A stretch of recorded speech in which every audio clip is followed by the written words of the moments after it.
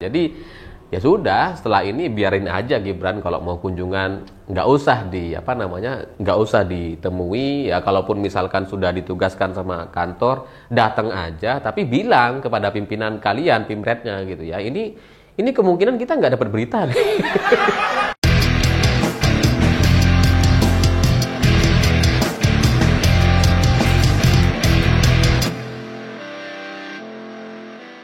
Selamat malam semuanya. Kemarin Wapres Gibran diberitakan diam saja ketika meninjau pencarian korban KMP Tunu Pratama yang tenggelam di Laut Bali dan Banyuwangi. Dan ini kemudian membuat banyak orang jadi kebingungan ketika membaca berita ini, termasuk saya gitu. Kenapa berita kayak gini diberitakan gitu kan? Kok bisa Gibran yang diam dan tidak memberikan pernyataan itu jadi berita? Ya karena para wartawan mungkin mereka juga kehabisan akal atau kebingungan, itu mereka nggak ngerti mau gimana lagi. Karena biasanya kalau ada pejabat yang melakukan peninjauan atau kunjungan, itu kan biasanya ada sebuah pernyataan, ada komentar, ada sesi tanya jawab dengan wartawan terkait isu atau masalah yang sedang dihadapi. Ini nggak ada. Jadi Gibran tidak memberikan pernyataan apa-apa, bahkan sebatas ucapan bela sungkawa. Jadi jangankan tanya jawab dengan wartawan, pernyataan secara sepihak pun nggak ada gitu. Jadi ya biasanya kalau ada musibah atau masalah yang seperti ini kan setidaknya ada dua pilihan gitu ya. Yang pertama ya berbela sungkawa atas korban yang ya luka-luka atau meninggal dunia atau belum ketemu sampai sekarang. Atau yang kedua ya bisa melakukan evaluasi terkait masalah yang terjadi dan berharap di masa yang akan datang itu tidak terjadi lagi. Kan normal dan biasa saja seperti itu dilakukan oleh banyak pejabat atau orang-orang yang punya kepentingan dalam sebuah masalah tertentu. Tapi Gibran tidak bisa berkomentar seperti itu. Dia gak mengucapkan bela sungkawa, dia juga gak mau melakukan sebuah evaluasi. Jadi ketika Gibran melakukan peninjauan terhadap KMP Tunu Pratama, ya kayak gak ada gunanya. Dia udah jauh-jauh datang tapi diem gitu ya. Padahal kan sebenarnya ada banyak sekali masalah yang kemudian bisa dia sampaikan. Misalkan analisa soal kaparnya yang harus diperbaiki, permajaan, evaluasi, soal kelebihan muatan dan sebagainya, soal bagaimana durasi penyeberangan atau kemudian jam atau waktu penyeberangan yang mungkin perlu juga diperhatikan agar ketika melakukan penyeberangan lautnya tidak sedang ombak besar dan sebagainya. Kan ada banyak masalah yang bisa disampaikan. Orang nggak tahu sekalipun, orang nggak pernah nyebrang ke Bali sekalipun, kayaknya bisa mengerti terkait masalah yang sedang terjadi. Tapi Gibran karena mungkin saking hebatnya, dia nggak ngerti. Jadi dia diem aja gitu. Dan wartawan nampak bingung dan sekaligus kesal sekali. Makanya kemudian menurunkan berita yang semacam ini. Gibran diam ketika meninjau pencarian korban KMP Tunu Pratama dan tidak memberikan pernyataan apa-apa. Itu wartawannya kesel kayaknya tuh. Makanya kemudian diberitakan supaya kita juga ikut-ikutan kesel. Ya gimana nggak kesel gitu ya. Wartawan itu kan kerjaannya memang menurunkan satu berita. Dan biasanya mereka bisa membuat aneka macam berita atau banyak link berita itu berkat pernyataan-pernyataan dari narasumbernya atau pejabat yang mendatangi atau mengunjungi satu wilayah gitu ya. Jadi ketika Gibran tidak memberikan pernyataan apa-apa, ya para wartawan jadi kayak nggak bisa kerja. Padahal mereka itu nunggu pernyataan dari Gibran supaya apa? Supaya bisa jadi berita.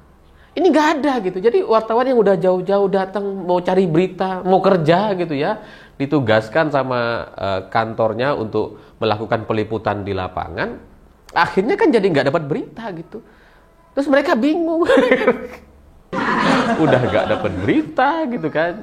Dan kemudian jadinya sekarang mereka nggak ada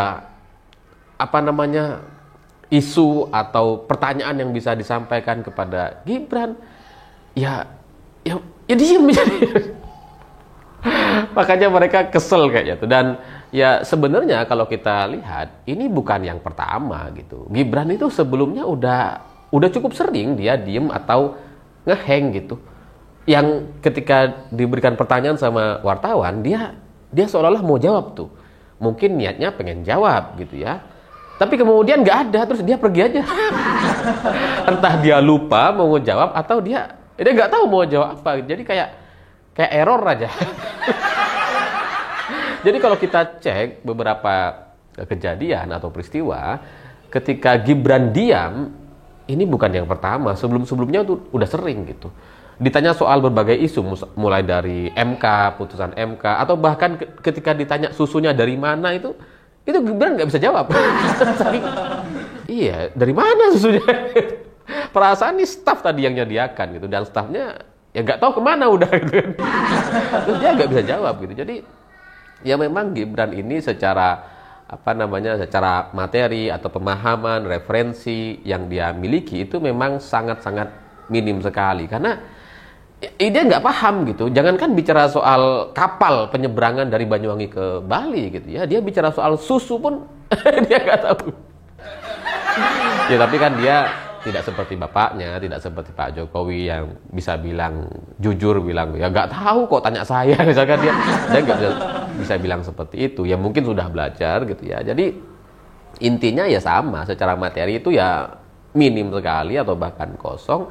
Secara mental ketika menghadapi wartawan, ketika menghadapi orang-orang yang tidak dia kenal, itu nada bicaranya emang geter itu, kayak nggak pede ya. Kita kalau bertemu dengan bos gitu ya, bertemu dengan pendana misalkan, atau ketemu dengan atasan gitu ya, pejabat, itu kan kadang kita juga merasa nggak pede, dan kemudian suaranya tuh ya getar, suara-suara orang nggak pede. Dan sampai sekarang kalau kita perhatikan, Gibran itu ya seperti itu gitu. Jadi mau dalam isu atau masalah apapun, memang Gibran gayanya memang seperti itu. Jadi yang kalau kita lihat bagaimana Gibran tidak getar atau pernyataannya cukup nyaman, itu hanya ketika debat aja. Nanti kalau Pilpres 2029 dia ikut lagi dan ada debat lagi, ya mungkin kita bisa menyaksikan bagaimana Gibran berbicara. Tapi sebelum itu semua nggak ada. Dan kita harus maklumi gitu, kalau debat itu kan memang terbatas gitu. Materi, isunya sudah diberitahu duluan gitu ya. Sudah dikasih tahu ya, ibarat orang ujian, terus kemudian ya bisa latihan. Itu debat gitu. Tapi kalau yang daily seperti ini terkait isu-isu atau masalah yang terjadi di negara kita yang sifatnya harian, itu bagi Gibran nggak kekejar gitu. Karena kalau kita menuntut Gibran untuk bisa berbicara atau bisa memberikan jawaban, pernyataan seperti halnya pejabat-pejabat pada umumnya, nggak bisa gitu.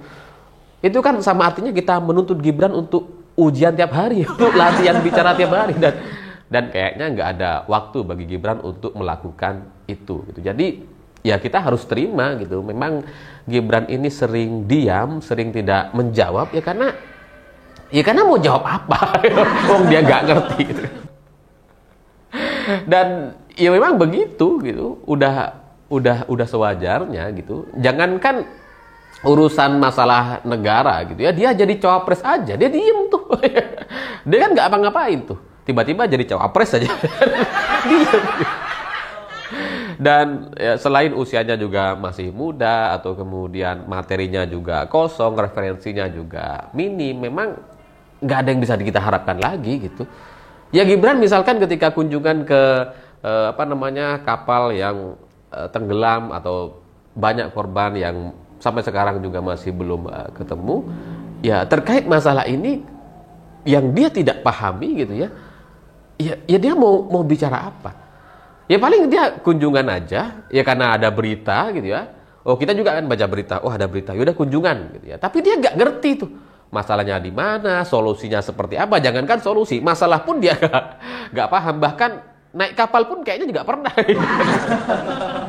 Jadi ya udah dia ya karena hanya sebagai wapres aja, dia datang kunjungan, habis itu pulang ke rumah, ya udah main-main lagi gitu kan. Main mobil-mobilan ya, action figure yang dia miliki, udah buka-buka lagi dia. Habis itu besok lagi kunjungan lagi. Jadi ya memang seperti itu. Ya mau gimana gitu ya. Kalau kita ngelihat bagaimana kualitas Gibran yang tiba-tiba jadi cawapres gitu kan. ya gak ada yang salah dari Gibran. Kan Gibran jadi cawapres juga bukan keinginan dia disuruh aja gitu. Jadi ya mungkin solusi bagi wartawan yang sekarang lagi kesel atau kecewa karena Gibran tidak memberikan pernyataan apa-apa, ya ke depan mungkin ini saran saya, kalau ada acara atau kegiatan Gibran di sebuah tempat atau wilayah, mungkin setelah ini wartawan itu harus menurunkan standar atau menurunkan ekspektasinya. Ya karena jangan berharap seperti sebelum-sebelumnya gitu. Kalau mendatangi bupati, wali kota, gubernur gitu kan, kita bisa dapat banyak berita tuh. Sekali datang, ini pengalaman saya gitu juga. Sekali kita datang ke sebuah kegiatan atau pernyataan konvers gitu kan, ada banyak yang bisa kita tanyakan. Bahkan kadang pertanyaannya di luar isu tertentu gitu ya. Ya bisa politik, bisa apapun lah gitu kan. Tapi ketika menghadapi Gibran, jangankan mendapatkan isu di luar permasalahan, bahkan isu utama pun wartawan nggak bisa ikut memberitakan karena Gibran tidak memberikan pernyataan apa-apa. Jadi ya sudah, setelah ini biarin aja Gibran kalau mau kunjungan nggak usah ditemui ya. Kalaupun misalkan sudah ditugaskan sama kantor, datang aja, tapi bilang kepada pimpinan kalian, pimretnya gitu ya. Ini kemungkinan kita nggak dapat berita nih. Ya supaya apa? Supaya kalian tidak diomeli nanti ketika pulang ke kantor ternyata nggak ada beritanya ya. Kalau ada pengalaman yang seperti ini kan ke depan bisa sama-sama enak gitu. Kalian ya enak, nggak usah kerja, tinggal datang aja gitu ya. Gibran tidak memberikan pernyataan apa-apa, ya udah biasa aja. Ya ini cuma perlu pembiasaan aja gitu. Sekarang karena mungkin tidak terbiasa, karena mungkin mungkin karena para wartawan masih berpatokan kepada pejabat-pejabat pada umumnya yang memberikan pernyataan, tapi Gibran ini special case gitu. Jadi harus dikhususkan kasusnya supaya ke depan bisa sama-sama membahagiakan dan menyenangkan. Gibran bahagia, tidak memberikan pernyataan apa-apa supaya tidak terlihat salah, supaya tidak melakukan blunder atau kesalahan. Dan ke depan wartawan kalau sudah izin ke pemretnya untuk tidak memberitakan atau mungkin tidak akan ada berita terkait Gibran, ya jadi juga sama enak gitu. Sama ini cuma perlu penyesuaian aja di era yang baru, di era yang serba AI gitu. Wartawan-wartawan pun mungkin ke depan perlu dikurangi ketika ada kunjungan-kunjungan terkait Gibran. Saya pikir itu. Terima kasih sudah menonton. Begitulah kura-kura.